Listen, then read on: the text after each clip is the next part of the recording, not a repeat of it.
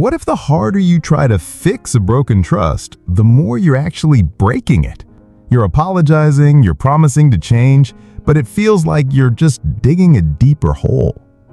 We're going to talk about why that happens, because there's a huge difference between saying you'll fix it and actually rebuilding it. And by the end of this, you'll know the exact steps to rebuild trust without becoming a doormat in the process, because nobody talks about that part. The big lie about trust. Let's get one thing straight right away. Trust isn't just about telling the truth. You can tell the truth all day long and still be completely untrustworthy. Think about it. Trust is a feeling of safety. It's the belief that you can rely on someone, that they have your back, that their actions will match their words. It's a sense of predictability in a good way. It's knowing that when you're vulnerable, you won't get hurt. Imagine trust is like a bridge. You and another person built it together plank by plank over a long time. Every time they showed up when they said they would, that was a plank. Every time they kept a secret for you, that was a plank. Every time they were consistent, another plank. And now you can walk across that bridge without even thinking, knowing it'll hold you. When trust is broken, whether it's a lie, a betrayal, or just letting someone down in a big way, it's not like one plank gets a crack. It's like a bomb goes off in the middle of that bridge. It's shattered. And our first instinct is to panic. We run around with a glue gun and some tape, trying to stick the splintered pieces back together as fast as possible. We say, I'm sorry, look, I'm fixing it. But all the other person sees is a frantic mess and a bridge that is absolutely not safe to walk on. Gluing it back together isn't enough. You have to rebuild it, piece by piece, and understand that it might look different in the end, but it can be just as strong, if not stronger. The 3 mistakes that make everything worse. Before we get to how you rebuild the bridge, we need to talk about the common ways people accidentally set it on fire instead. Most of us make these mistakes with the best intentions, but they backfire big time. The endless apology tour. The first mistake is the sorry loop. This is when you apologize over and over and over again. I'm so sorry, I really am. Please believe me, I'm sorry. Did I mention I'm sorry? It seems like the right thing to do, right? You're showing remorse. But after a point, the word sorry becomes meaningless. It just becomes noise. Even worse, it puts all the pressure on the other person. You're not really trying to fix the problem, you're trying to fix their feelings right now. You're asking them to say it's okay so you can feel better. It's an apology that's secretly selfish. Real change isn't in your words, it's in your actions. One changed behavior is worth 1,000 apologies. The grand gesture fallacy. The second mistake is trying the one big grand gesture. You messed up, so you buy expensive flowers or a surprise trip or write a 10-page love letter. You're hoping this one giant amazing act will erase the one giant terrible act. But trust doesn't work like that. Trust wasn't built in a day, and it can't be rebuilt with one flashy move. According to research from places like the University of Chicago Booth School of Business, people value consistency far more than intensity when it comes to trust. Your partner or friend isn't looking for a fireworks show. They're looking for you to just show up, quietly and consistently, day after day. They're looking for you to bring them a coffee without being asked, to remember that thing they were nervous about, to be home when you said you'd be home. Trust is rebuilt in the small, boring, everyday moments. The grand gesture just looks like you're trying to fast forward through the hard work. Losing yourself in the process. This is the most dangerous mistake of all. It's when you become so desperate to earn back their trust that you completely abandon your own needs, boundaries, and sense of self.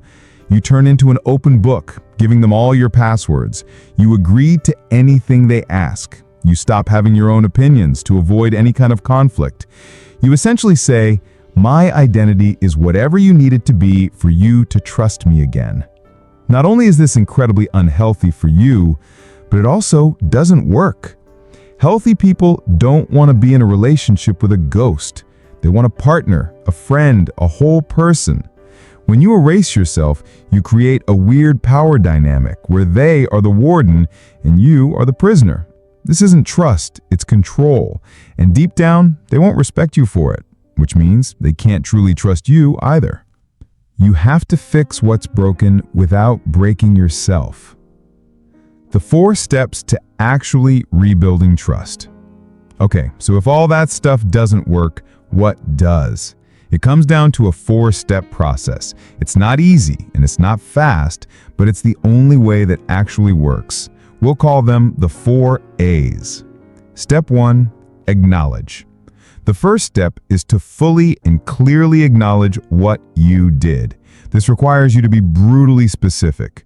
Don't say, "I'm sorry for what happened." That's weak. Don't say, "I'm sorry if your feelings were hurt." That puts the blame on them for feeling that way.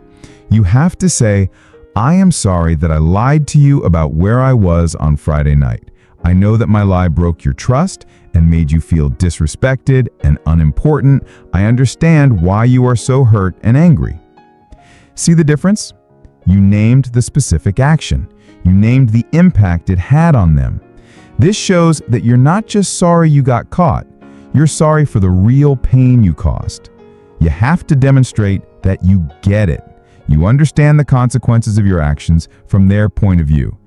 You can't fix a problem until you can look at it and describe it perfectly. Step 2, accountability. Acknowledgement is about understanding their pain. Accountability is about owning your role in causing it. This means no excuses, 0. It's not, "I lied because I was stressed at work," or "I broke your confidence because I had too much to drink." Those are reasons, maybe, but they are not excuses. The moment you try to explain away your behavior, you're subtly shifting the blame. True accountability sounds like this: "There is no excuse for what I did. It was my choice, and it was the wrong one. I take full responsibility for it." That's it. It's a full stop. It tells the other person that you're not going to try to wiggle out of it. You're standing in the truth of your mistake. It's scary because you're completely exposed, but it's also the only way the other person can start to feel safe again. They see you're not going to try to manipulate the story. You're owning it. Step 3, action. This is the longest and most important step. This is where the real work happens. You've used your words to acknowledge and take accountability. Now you have to shut up and act. Your actions must become your new apology. And remember, we're not talking about grand gestures. We're talking about relentless, boring consistency. If you broke trust because you weren't reliable, you now become the most reliable person on the planet. You are 5 minutes early for everything. If you say you'll take out the trash is taken out before they even have to think about it. If you broke trust because of dishonesty, you now live a life of radical transparency. You volunteer information. You tell them you're heading out to the store before you go. You offer to show them a receipt or a text message, not because they asked, but because you are proactively demonstrating that you have nothing to hide. This stage is about creating a mountain of new evidence. You are showing them with every small action who you are now. You're not just saying you've changed, you are building a body of proof so large that it eventually outweighs the mistake. This takes time, weeks, months, sometimes even years. But every single consistent action is another plank in that new bridge. Step 4, allowance. This last step is about letting go of control. You don't get to decide when they're done being hurt. You don't get to say, "It's been a month, aren't you over it yet?" You have to allow them their feelings and their timeline. They have a right to be angry, sad, or suspicious for a while. Your job is to stay consistent in your actions without demanding that they feel better on your schedule. This is the ultimate test of your sincerity. Are you changing because you truly want to be a better person, or are you just changing to get a specific result from them? If you get impatient, it shows it was always about you. But if you can give them space, if you can accept their bad days, if you can just keep laying those planks on the bridge even when they're not walking across it yet, you show them that your change is real and unconditional. You're giving them back the power they lost when you broke their trust. How to keep yourself in the equation. So you're doing all of this. You're acknowledging, you're being accountable, your actions are consistent, and you're allowing them their space. But you start to feel empty. You feel like you have no rights, no voice. This is the critical moment where you either rebuild trust successfully or you just create a new toxic dynamic. Rebuild your self-trust first. Here's the thing no one tells you. When you broke their trust, you also broke your own. You did something that wasn't aligned with the person you want to be. You broke a promise to yourself. So while you're rebuilding with them, you must rebuild with yourself. How? By keeping the promises you make to yourself. Small ones. I'm going to drink more water today. And then you do it. I'm going to go for a walk after work. And you do it. I'm going to finish this chapter of my book. And you do it. Each time you keep a promise to yourself, you rebuild your own integrity. Your sense of self-worth starts to come from within, not from their forgiveness. This makes you stronger and less desperate. Your changed behavior becomes about who you are, not about what they think.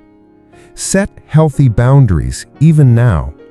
Rebuilding trust is not a blank check for the other person to control you.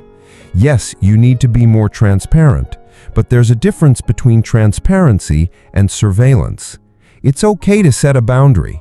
You can say something like, I want to be an open book for you, and I understand you need reassurance.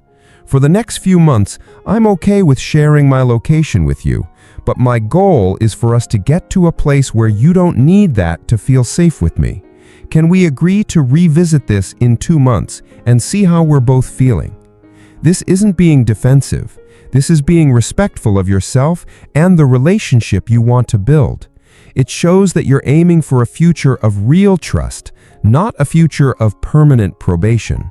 You're inviting them to rebuild with you, not just to watch you.